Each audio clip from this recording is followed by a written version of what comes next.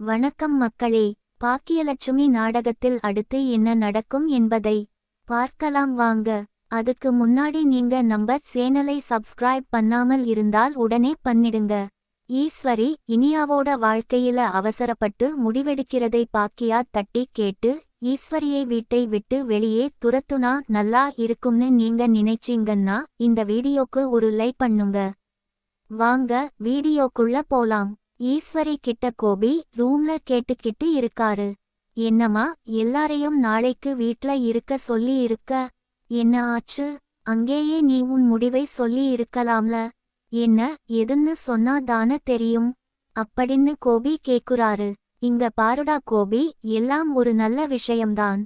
இனியாவுக்கு ஒரு நல்ல வரன் தேடி வந்திருக்கோம்.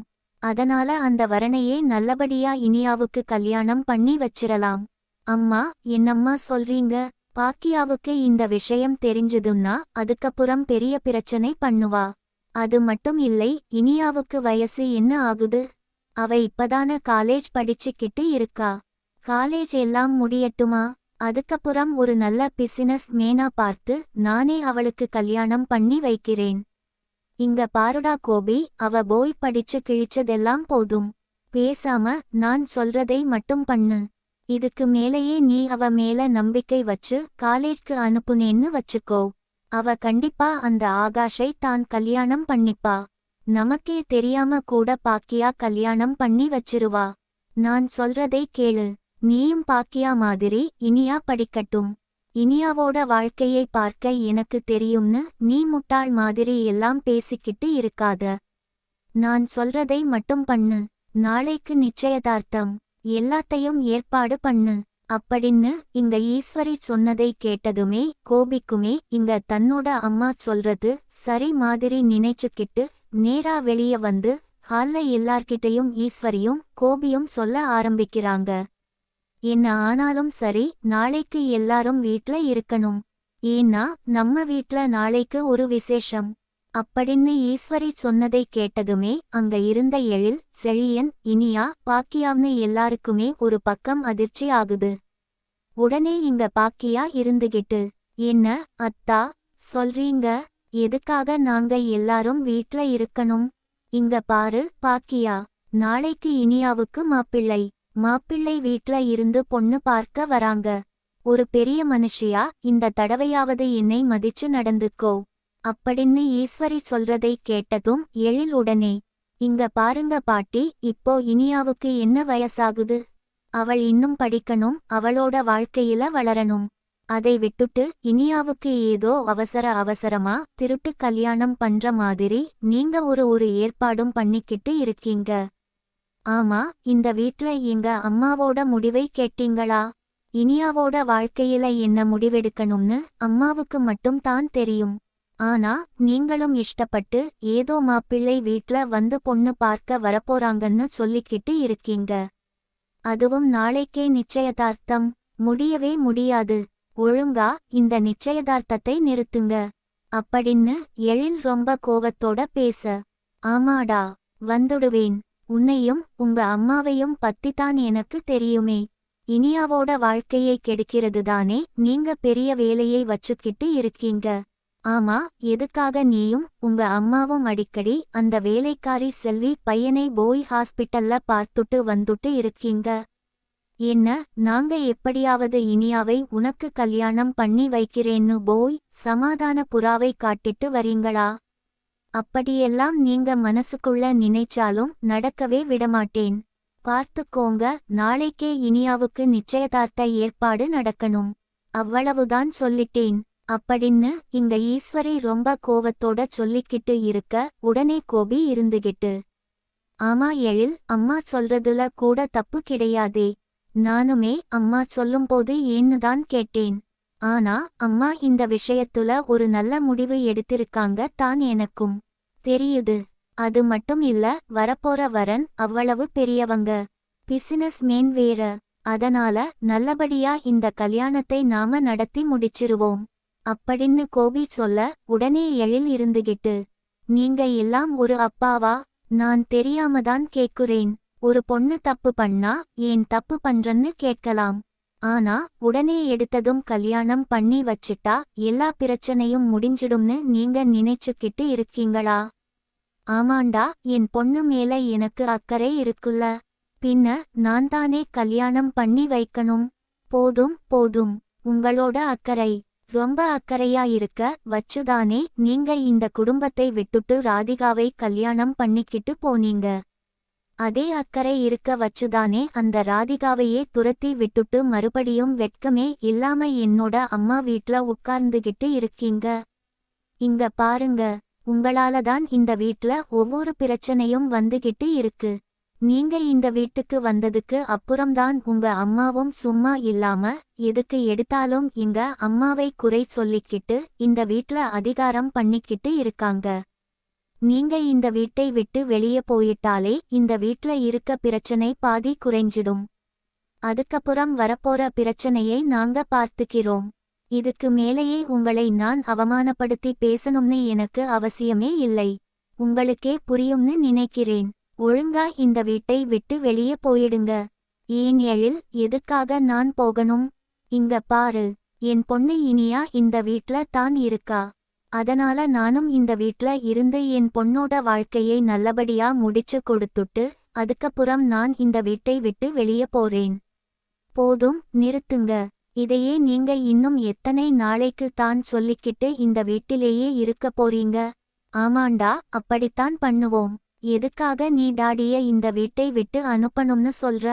இங்க பாரு, டாடி இங்கதான் இருப்பாரு. இனியாவுக்கு கல்யாணம் ஆகுற வரைக்கும் அவர் சொன்ன மாதிரி இந்த வீட்லதான் இருப்பாரு. அம்மாவே எதுவும் சொல்லல, நீ எதுக்காக டாடிய இந்த வீட்டை விட்டு போக சொல்லிக்கிட்டு இருக்க? இங்க பாரு, டாடிய இந்த வீட்டை விட்டு நீ போக சொன்னேன்னு வச்சுக்கோ, உனக்கு அப்புறம் மரியாதை கெட்டுடும். ஜாக்கிரதை. அப்படின்னு இங்க எழில் மேல ரொம்ப கோவத்தோட பேச. இங்க பாரு செழியா, இனியாவோட வாழ்க்கையை அழிக்கிறதுக்காகத்தான் பாட்டியும் இவரும் சேர்ந்து திட்டம் போட்டு இனியாவுக்கு ஒரு கல்யாணத்தை பண்ணி வைக்கணும்னு நினைச்சுக்கிட்டு இருக்காங்க. அவள் சின்ன பொண்ணுடா, அவளோட கல்யாணம் இதுக்குள்ள நடக்கக்கூடாது. சொல்றதை கேளுடா, கொஞ்சமாவது புரிஞ்சுக்கோ. இந்த ஆளை இந்த வீட்டை விட்டு போக சொல்லு. முடியாதுடா, டாடி இந்த வீட்லதான் இருப்பாரு. ஆமா, இனியா என்ன சின்ன பொண்ணா? சின்ன பொண்ணா இருக்கிறதுனாலதான் அந்த பிச்சைக்காரன் ஆகாஷ் போய் காதலிச்சாளா? இங்க பாரு, அவள் எப்படி இருந்தாலும் கண்டிப்பா இங்க இருந்து ஓடி போயிட்டா அந்த ஆகாஷ் தான் காதலிச்சு கல்யாணம் பண்ணிப்பா. இதெல்லாம் நடக்கக்கூடாதுன்னு தான் பாட்டியும் டாடியும் சேர்ந்து இனியாவுக்கு ஒரு வாழ்க்கையை அமைத்து கொடுக்கணும்னு சொல்லிட்டு பிளான் பண்ணி வச்சிருக்காங்க. நீ தேவையில்லாம இவங்க எடுத்திருக்க முடிவுல உள்ள புகுந்து இதை கெடுக்கணும்னு நீ நினைக்காத. அப்படிங்கிற மாதிரி எழிலும் செழியனும் மாத்தி மாத்தி சண்டை போட்டுக்கிட்டு இருக்க. இன்னொரு பக்கம் பாக்கியாவோ, செழியா, நான் தான் உன்கிட்ட சொன்னேன்ல இனியாவோட வாழ்க்கையில நீ தலையிடாதன்னு. அம்மா, என்னம்மா சொல்றீங்க? இனியா எனக்கு தங்கச்சி இருக்கட்டும்டா. அதே இனியாதான் எழிலுக்கும் தங்கச்சி. ஆனா இனியாவுக்கு ஒரு நல்லது நடக்கணும்னு சொல்லிட்டு தான் எழில் எந்த அளவுக்கு முடிவெடுத்து உங்ககிட்ட எல்லார்கிட்டையும் சண்டை போட்டுக்கிட்டு இருக்கான் பாரு. ஆனா நீ மட்டும் இனியாவுக்கு சீக்கிரமா கல்யாணம் பண்ணி வைக்கணும்னு பேசுற அப்படின்னு பாக்கியா பேசிக்கிட்டு இருக்க. உடனே ஈஸ்வரி இருந்துகிட்டு, இங்க பாரு செழியா, இவளுக்கெல்லாம் பணக்கார வீட்டு சம்பந்தத்தை பத்தி இவளுக்கு என்ன தெரிய போகுது? இவளே அவங்க அப்பா செத்து போய் அனாதையா இருந்தப்பதான் உங்க தாத்தா இவளை இங்க இருந்தோ கூட்டிட்டு வந்து கோபி தலையில கட்டி வச்சாரு. இப்போ என்னன்னா இவ நல்லா பணத்தை சம்பாதிச்சுட்டு நம்மளை எல்லாரையும் எதிர்த்து பேசிக்கிட்டு இருக்கா. உனக்கும் உன் அம்மாவுக்கும் பணத்தோட அருமை எங்கிருந்து தெரிய போகுது? அதனாலதானே நீங்க 2 பேரும் இந்த நிச்சயதார்த்தம் வேண்டாம்னு சொல்லிக்கிட்டு இருக்கீங்க. அதெல்லாம் முடியாது. இந்த நிச்சயதார்த்தம் நடந்து இந்த கல்யாணமும் நடக்கத்தான் போகுது. அதை 2 பேரும் வேடிக்கை மட்டும் பாருங்க. இதையெல்லாம் பார்த்துக்கிட்டு இருந்த ஜெனியுமே, ஆண்டி பாட்டி சொல்றதுல ஒன்னும் தப்பு கிடையாது. இனியா பொம்பள பொண்ணுதானே, அவளோட படிப்பு போதும். ஆண்டி, நீங்க நினைக்கிற மாதிரி படிச்சு ஒன்னும் அவள் வேலைக்கு போக வேண்டாம். இப்போதைக்கு பாட்டி சொல்ற மாதிரி அவளுக்கு கல்யாணத்தை பண்ணி வச்சு அவளை நல்லபடியா இந்த வீட்டை விட்டு அனுப்பி வைங்க. இங்க பாருங்க, செழியன் சொல்றதுல தப்பு கிடையாது. செழியன் தன்னோட தங்கச்சி வாழ்க்கை நல்லா இருக்கணும்னு தான் அவனுமே பேசுறான். பாட்டி, கோபி அங்கிள் எல்லாருமே சரியாதான் பேசுறாங்க. நீங்க தான் சரியா பேச மாட்டறீங்க ஆண்டி அப்படின்னு ஜெனி சொல்ல, உடனே அமிர்தா இருந்துகிட்டு, இங்க பாருங்க ஜெனி, நான் சொல்றேன்னு நீங்க தப்பா நினைக்காதீங்க. நீங்க சூழ்நிலையை தப்பா புரிஞ்சுகிட்டு நீங்களும் அவங்க பக்கம் பேசாதீங்க ஜெனி. அம்மா இனியாவோட வாழ்க்கை நல்லபடியா இருக்கணும்னு சொல்லிட்டு தான் இனியா கிட்டையும் சத்தியம் வாங்கி இருக்காங்க. அதே மாதிரி செல்வி ஆண்டியோட அவங்க பையன்கிட்டையும் சத்தியம் வாங்கி இருக்காங்க. பாக்கியா அம்மா இதுவரைக்குமே சரியான முடிவுதான் எடுத்துக்கிட்டு இருக்காங்க. ஆனா நீங்க தான் ஜெனி இந்த பிரச்சனையில அவங்க பக்கம் போய் நின்னுகிட்டு பாக்கியா அம்மாவை எதிர்த்து பேசிக்கிட்டு இருக்கீங்க. இது தப்பு ஜெனி அப்படின்னு அமிர்தா ஜெனியை பார்த்து பேச, உடனே ஈஸ்வரி இருந்துகிட்டு, ஆமா வந்துட்டா. புருஷனுக்கு அப்புறம் இவ கொஞ்ச நாளா நீயும் வாய் பேசாமதான் இருந்த. இப்போ என்னன்னா உனக்கும் வாய் அதிகமாதான் போச்சு. எதுக்காக நீ இப்போ ஜெனியை எதிர்த்து பேசிக்கிட்டு இருக்க?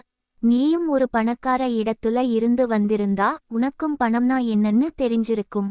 பணம்னா என்னன்னே தெரியாத உன்னை கூட்டிட்டு வந்தான் பாரு எழில். அதனாலதான் நீ இந்த அளவுக்கு பேசிக்கிட்டு இருக்க. நீ மட்டும் என்ன, உங்க அம்மா பாக்கியா மாதிரிதான. பாட்டி, நான் மறுபடியும் சொல்லிட்டேன். அமிர்தாவை நீங்க எதுவும் பேசாதீங்க. எது பேசுறதா இருந்தாலும் என்கிட்ட பேசுங்க. இங்க பாருங்க பாட்டி, இந்த கல்யாணம் நிக்கலைன்னா இப்பவே நான் போலீஸ்க்கு போன் பண்ண வேண்டியது வரும். அப்படி போலீஸ்க்கு போன் பண்ணா தெரியும்ல, விருப்பம் இல்லாத இந்த கல்யாணத்தை நடத்துற உங்களை தான் தூக்கி உள்ள வைப்பாங்க. எழில், யாரை பார்த்து என்ன வார்த்தை கேட்குற? பாட்டியையும் என்னையும் நீ ஜெயிலுக்கு அனுப்பிடுவியா?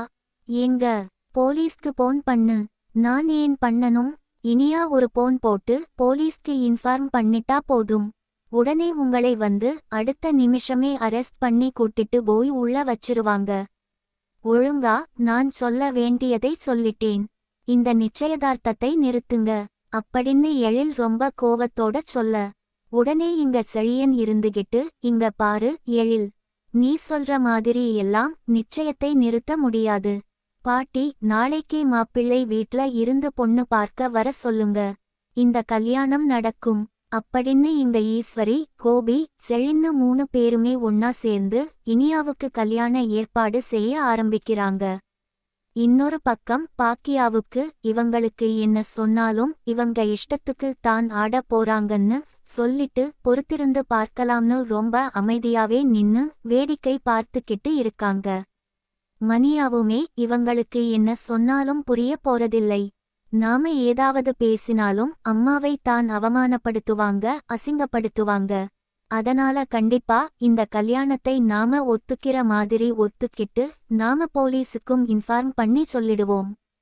போலீஸுக்கும் நமக்கு விருப்பம் இல்லைன்னு சொல்லிட்டா அதுக்கப்புறம் கண்டிப்பா போலீஸே வந்து இந்த நிச்சயதார்த்தத்தை நிறுத்திடுவாங்க. எதுக்காக இவங்க கிட்ட நாம பேசி பெரிய பிரச்சனையை ஆக்கிக்கிட்டு போனோம்? அம்மாவுக்கும் என்னால நிம்மதி இல்லாம போயிடுச்சு அப்படின்னு யோசிச்சுக்கிட்டு இருந்த இனியாவோ போலீஸுக்கும் போன் பண்ணி, எனக்கு இந்த நிச்சயதார்த்தத்துலையும் கல்யாணத்துலையும் விருப்பமே கிடையாது. என் பாட்டி ஈஸ்வரி, கோபி, டாடி, அண்ணான்னு எல்லாருமே எனக்கு கட்டாய கல்யாணம் பண்ணி வைக்க பாக்குறாங்க அப்படின்னு சொல்லி போலீஸுக்கும் இன்ஃபார்ம் பண்ணிடுறாங்க.